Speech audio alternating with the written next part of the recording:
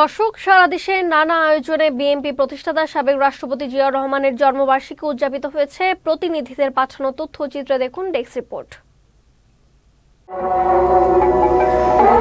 আলোচনা সভা ও দোয়া মাহফিলের মধ্য দিয়ে নাটোরের গুরুদাসপুরে সাবেক রাষ্ট্রপতি জিয়াউর রহমানের ৮৯তম জন্মবার্ষিকী পালন করা হয়েছে।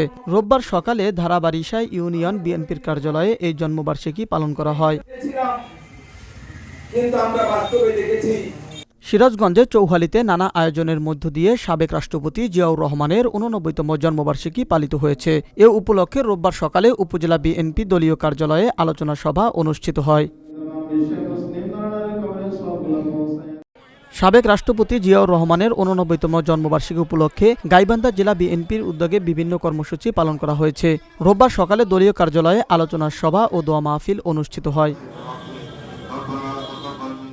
সাবেক রাষ্ট্রপতি জিয়াউর রহমানের ৮৯তম জন্মবার্ষিকী উপলক্ষে বরিশালে আলোচনা সভা ও দোয়া মাহফিল অনুষ্ঠিত হয়েছে।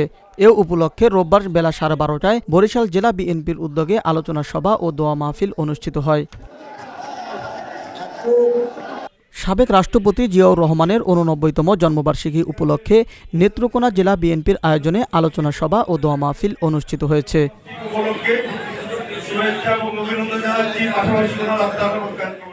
শহীদ জিয়াউর রহমানের ৮৯তম জন্মবার্ষিকী উপলক্ষে কুড়িগ্রাম জেলা বিএনপির আয়োজনে বিভিন্ন কর্মসূচি পালন করা হয়েছে।